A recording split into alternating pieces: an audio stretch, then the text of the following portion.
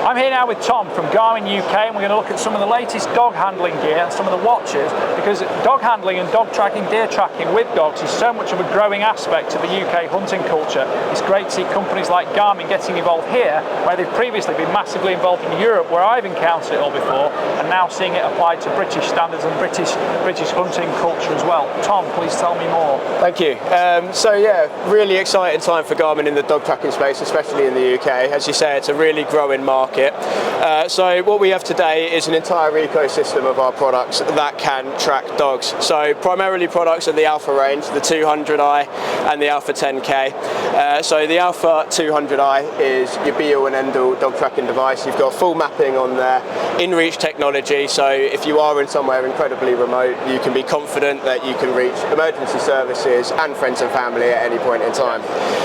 Tracking up to 20 dogs and other handheld devices, so your entire team and your pack can be safe and secure. You know where they are at all times. The cool thing about all these products is that all of them can be used for dog tracking in different scenarios. So as long as you have one of these two devices and a collar, you can then use a plethora of other products to track your dog. So watches, for example, the sensors used to track the dogs can be put onto your watch. So say you've got your rifle in your hand, you just want to be quick checking that you're on the right track, you can do so on the watch rather than having to get the big unit out of your back pocket. Equally, if you're in a truck, say you're travelling long distance, your dogs are over 5 kilometres away and you want to take your entire truck with you to get closer to them, you can do so on our Overlander device, which has full mapping again, dog sensors up to 10K for 20 dogs, and it also acts as a tablet as well. If it's got Wi-Fi, it's full web browser and everything too, so a really cool piece of kit across the board. Slightly smaller version of that on the end here, we have our Montana 700i. So again, it's got in-reach capabilities, but this is a dual device, both if you've got an ATV, you can mount it on the handlebars, but you can also then pull it off, use it as a handheld device, again with dog tracking sensors, so you know exactly what you're doing in terms of finding your animals. Stunning, because I like all the integration of all the different systems, because am I right in thinking Garmin have about 22 completely different sort of environments for which they supply products for? Effectively. Things like golf and sat-nav and watch. I mean, I wear a Garmin watch all the time. I love it. It's the most comfortable watch I think I've ever had. Yeah. Because you just forget it's there. And I have to say, even though you have to charge it, it seems to last for ages. But there is a new version with it's a solar, isn't it, the new version? Yes, so we've just released the Instinct 2X. Yes. So it's a 51mm watch face. On here we've got the traditional Instinct, the Instinct 2S, which was released at the tail end of last year, and then now we've got the Instinct 2X. So similar to the Phoenix range, where we have the S, the 7 and the X range,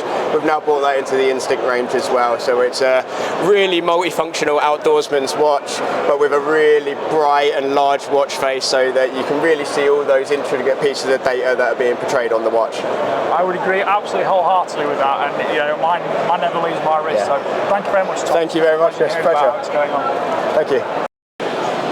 I'm here with Peter from Deer Tracking Services, which is a massive growth area in the UK market. We've got associations with Garmin and things going on, but it's also great to hear the cultural change in the UK about how tracking with dogs is becoming much more common. Peter, please tell me more.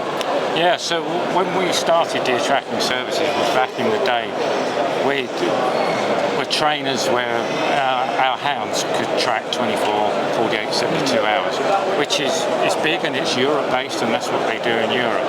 But what we soon learned is that stalkers in this country have a different requirements of how things operate in Europe. So what we're looking at and what we specialise in on our training is for stalkers and their dogs to be able to track their own wounded deer should it happen. So we're looking at a time scale generally of a 3 to 4 hour period. Yes. So how you train a dog and what you expect out of your dog can be completely different to like the long-term overnight.